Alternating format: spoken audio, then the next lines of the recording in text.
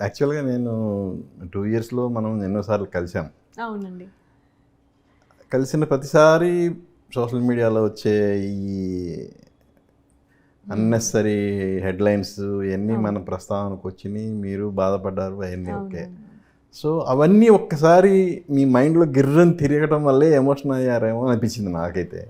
అంటే అండి అవును. అంటే అది అలా కాదు. అంటే అండర్ కరెంట్‌గా వాళ్ళు అన్నారా లేదా తెలియకపోయినా కూడా అనుకుంటారు అనేదైతే నేను అనుకున్నాను. ఎందుకంటే మనం ఇప్పుడు అక్కడ ఉన్న వాళ్ళు సడన్‌గా ఎందుకు వచ్చేసింది, సడన్‌గా ఎందుకు ఇక్కడ ఉంటోంది, సడన్‌గా ఎందుకు సినిమాలు చేయాల్సి వచ్చింది, పాపం వీళ్ళకి ఫైనాన్షియల్ ప్రాబ్లమ్ ఏమో, లేకపోతే వీళ్ళు గొడవ పడ్డారేమో, డివోర్స్ అయిపోతుందేమో, ఇవి న్యాచురలీ నెగిటివ్ థింకింగ్ ఎక్కువ ఉన్న కాలంలో ఇది అనుకుంటారని తెలుసు. కానీ దానికి నేనేమి ఫీల్ అవ్వలేదు, దానికోసం నేనేం చెప్పలేదు అక్కడ.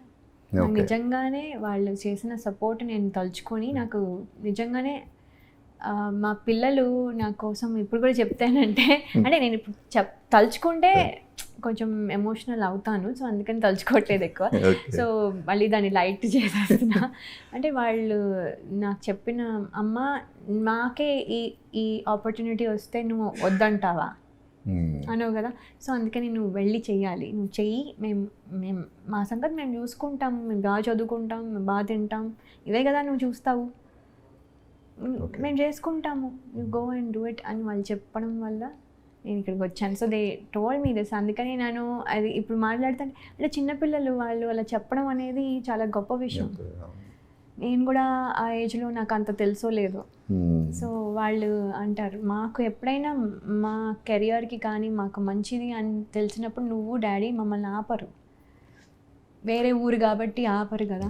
సో వెళ్ళి చేసిరా, మేము ఇక్కడే ఉంటాం, మేము చక్కగా చదువుకుంటాము అని చెప్తే కొంచెం అవన్నీ గుర్తొచ్చాయి.